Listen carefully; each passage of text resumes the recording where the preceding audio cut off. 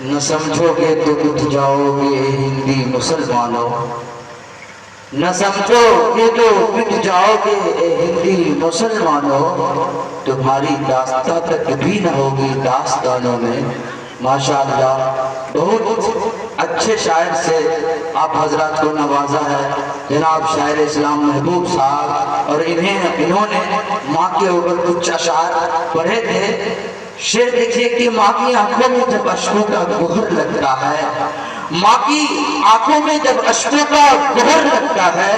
تب کہیں کعبے کی دیوار پہ ڈر لگتا ہے، اور دھوپ کتنی ہی کڑی ہو کوئی پرواہ نہیں، دھوپ کتنی ہی کڑی ہو کوئی پرواہ نہیں، باپ کا سر پہ ہو سایہ تو شجر لگتا ہے۔ اور جن کے آنگن میں جن کے مائیں نہیں ہیں وہ محسوس کریں گے کہ جن کے آنگن میں نہیں ہوتی ہے ماں کی خوشبو،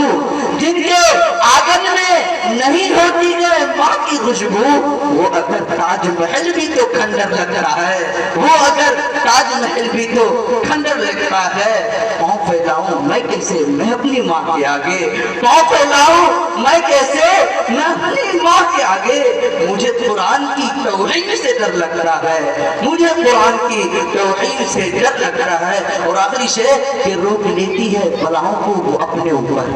روک لیتی ہے بلاؤں کو وہ اپنے اوپر، میری ماں کی آنچل مجھے جبریل کا پر لگتا ہے، میری ماں کی آنچل مجھے جبریل کا پر لگتا ہے۔ میرے حضرات سامعین، ابھی آپ حضرات کے سامنے شاعر اسلام محبوب صاحب اور حالات کے بارے میں بول بھی رہے تھے۔ یقین جانیے کہ آج کے اس نازک اور پرآشوب حالات میں جو ہر چار طرف سے نو مسائب و علام سے مسلمان گھرا ہوا ہے، کبھی چچنیا کی حالت پر غور کریے، کبھی شام کی حالت پر غور کریے، کبھی برما کے مسلمانوں کی حالت پر غور کریے، تو کبھی کشتیوں نے دنیا اور مسجد اقصی، ابھی فی الحال فلسطین پہ غور کریے، یقیناً پتہ چلے گا کہ مسلمان پر ظلم و زیادتی ہو رہی ہے، مسلمانوں کو ستایا جا رہا ہے۔ اور خاص طور پہ یہ جو ٹوپی داڑھی والے آپ کو نظر آ رہے ہیں، ان دشمنان اسلام کا سب سے پہلا ٹارگٹ یہی ٹوپی داڑھی والے ہیں۔ شاید نے اس کا نقشہ اس طرح کیا ہے کہ جعفرانی